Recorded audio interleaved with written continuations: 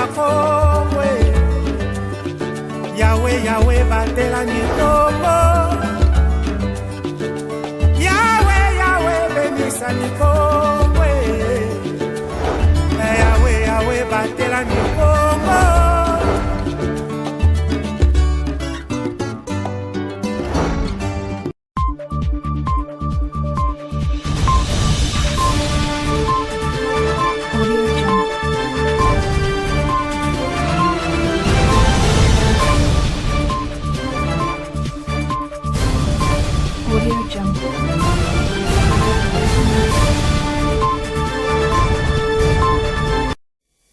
Bon début de la semaine, mesdames, messieurs, et bienvenue dans ce journal sur ma bannière télévision. Débutons avec cette actualité provinciale. Les animateurs des entités territoriales décentralisées du Congo central ont participé à la toute première réunion des prises de contact avec le ministre provincial de l'Intérieur, des Affaires coutumières et de la sécurité du territoire, ainsi que les gouverneurs des provinces. Glodino Lukan.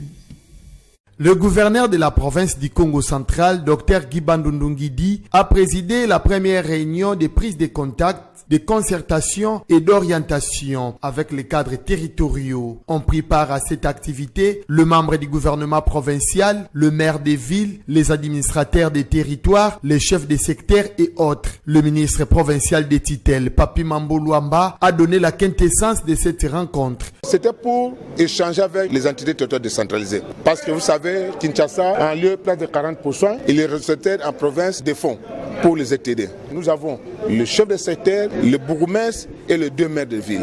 L'enveloppe est arrivée en province, ça fait 4 mois. On est en train d'examiner au niveau du ministère de l'Intérieur. Nous avons dit au gouverneur de province, il faut prendre des dispositions pour rétrocéder cet argent. C'est beaucoup d'argent. Plus de 2 milliards de francs congolais pour 4 mois. Alors, après avoir analysé la question, nous avons proposé au gouverneur de province d'échanger avec le chef de secteur pour la première fois et de donner des orientations parce que c'est lui le chef de l'exécutif provincial. Il vient de donner des orientations au chef de secteur, au bourgmestre et au maire de la ville. Les orientations, c'est par rapport à la gestion de ces fonds. Et 60%, c'est pour les investissements. 40% c'est pour leur fonctionnement, papier et autre chose. Pour la ville, on va échanger avec le bourgmestre, on va échanger avec les maires de la ville. Là, on va avoir des études par rapport au projet qu'on peut financer au niveau des villes. Pour les administrateurs de territoire, c'est pour la première fois aussi que la province, dans ce qu'il recouvre comme fonds, nous avons prévu quelque chose aux administrateurs du territoire de la province du Congo central. Au cours de cette activité, le gouverneur des provinces a annoncé la remise d'une enveloppe en termes de la rétrocession d'IETD. Il leur a demandé de se mettre au travail car le développement de la province proviendra de leurs entités. Très sailli de joie, le maire de Matadi, Patinzouzoua Makengedi, s'est exprimé au nom de tous les animateurs des ETD. Aujourd'hui, il a pris à l'autorité provinciale de faire appel à tous les responsables des ETD pour leur expliquer quoi. Il y aura des moyens qui seront mis à notre disposition, mais que ces moyens puissent aller au niveau de la base. Donc, utilisé pour le développement de notre province. Signalons par ailleurs que le ministre provincial de l'Intérieur, des Affaires coutumières et de la sécurité du territoire, Papi Mambo Luamba, a demandé aux animateurs de la territoriale de lire attentivement les calendriers de la territoriale du Congo central et de suggérer les amendements si possible. Autre actualité, toujours en province, le coordonnateur provincial du programme national de l'hygiène aux frontières, Dr Antoine Yoba Yoba, a effectué une visite de travail dans la cité de Mwanda le week-end plutôt dernier pour inaugurer les nouveaux bâtiments du poste de Pénachef Mwanda. Notre correspondant Raphaël Mabonzo signe ses reportages.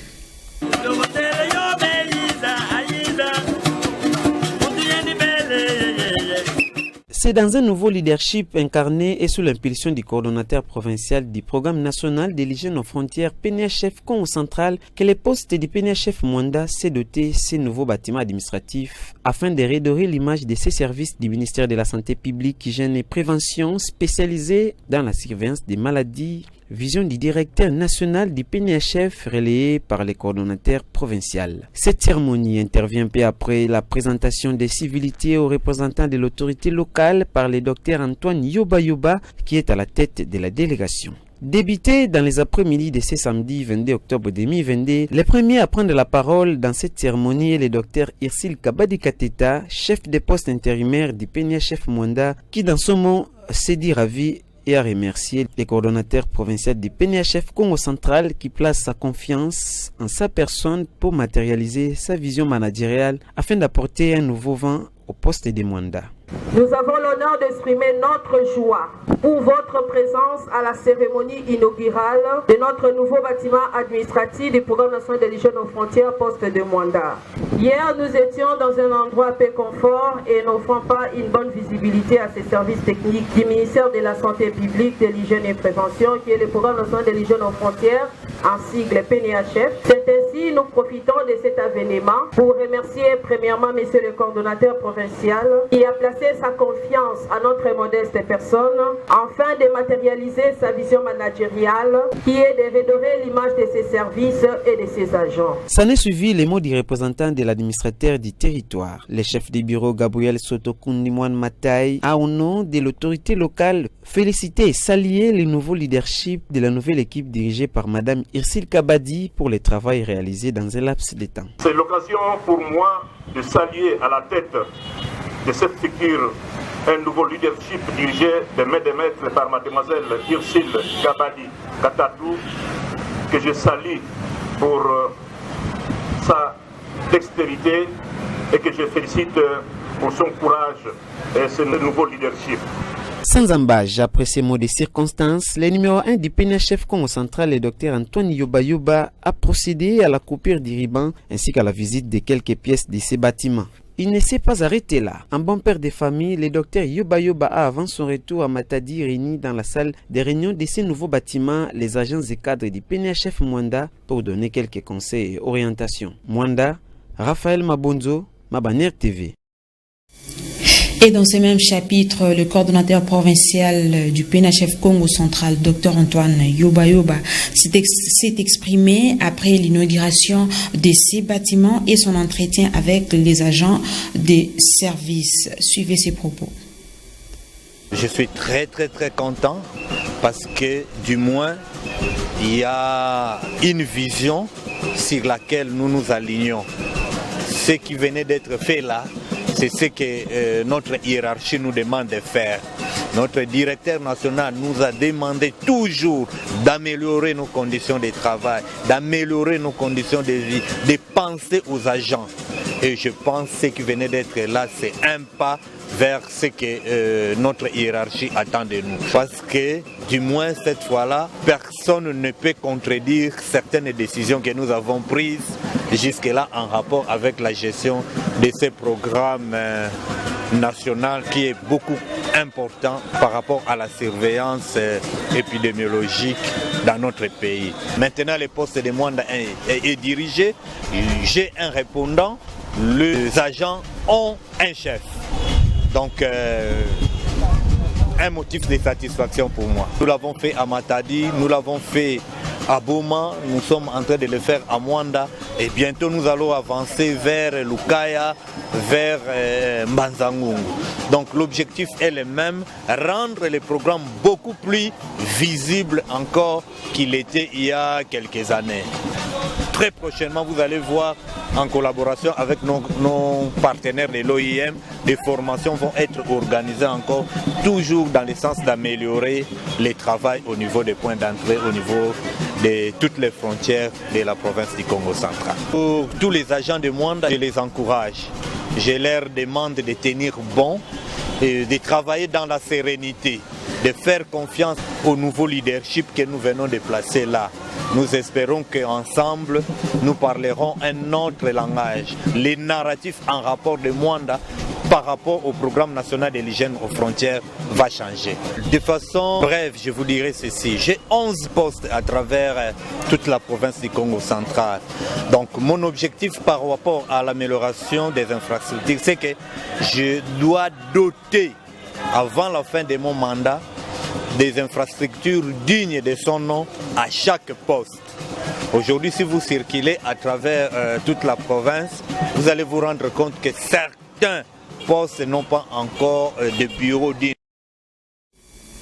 Et dans l'actualité nationale, le chef de l'État congolais Félix-Antoine Tshisekedi Tshilombo est en mission officielle de 48 heures en Tanzanie pour échanger avec son homologue Samia Suluhu Hassan sur les questions d'intérêt commun, notamment la sécurité alimentaire et la question de l'agression de la RDC par des mouvements rebelles dans sa partie Est. Mamine Bodi pour les commentaires. Le président de la République, Félix-Antoine Tshisekedi Tshilombo, est en visite officielle à Dar es Salaam en Tanzanie, où il a été accueilli par son homologue Samia Suluhu Hassan. L'honneur militaire, passage des troupes en revue et hymnes nationaux de deux pays. Les deux personnalités ont eu un tête-à-tête sur les questions liées aux échanges commerciaux, la sécurité alimentaire de deux peuples et à l'agression de la RDC dans sa partie Est. Après cet entretien entre les deux chefs d'État, la délégation congolaise et tanzanienne ont participé à la réunion bilatérale sanctionnée par la signature d'un protocole d'attente portant sur les transports et les télécommunications. La RDC et la Tanzanie, deux pays appartenant à des organisations régionales, à savoir l'État de l'Afrique de l'Est et la SADC, se sont convenus de renforcer davantage la collaboration. Le président Félix Tshisekedi a une fois de plus expliqué les raisons de la voie de la diplomatie plutôt que la guerre pour éradiquer l'insécurité à l'est de son pays. La sécurité est très importante pour nous, actuellement en République démocratique du Congo, nous qui faisons face à une agression, malheureusement soutenue par un des pays voisins, un pays frère. C'est d'autant plus pénible pour moi que j'ai mis beaucoup d'énergie depuis que je suis président de la République démocratique du Congo, à développer des relations fraternelles avec tous nos voisins. Nous en avons 9. Malheureusement, l'un de nos voisins ne l'entend pas de cette oreille et il préfère, lui, la déstabilisation et l'insécurité. Je ne sais pas pourquoi. Nous devons réussir ce défi à augmenter le commerce entre les pays africains. C'est comme ça que l'Afrique va aussi réussir à exister par elle-même. Vu le nombre d'Africains qu'il y a sur cette terre, je crois qu'il sera très rapidement possible de faire de l'Afrique un continent qui compte et qui pèse aussi dans le contexte international. Il est à savoir que Samia Suluhu et Félix Tshisekedi se sont félicités de l'évolution de certains projets convenus en août dernier, notamment dans la télécommunication et les transports. Dans l'actualité sportive, les léopards de la RDC de moins de 23 ans ont corrigé les Fennecs d'Algérie ce dimanche 23 octobre 2022 au stade de Martyrs de Kinshasa par le score de 4-1 en match comptant pour le deuxième tour du phase aller des éliminatoires de la CAN Maroc 2023 de moins de 23 ans. Rivantiala.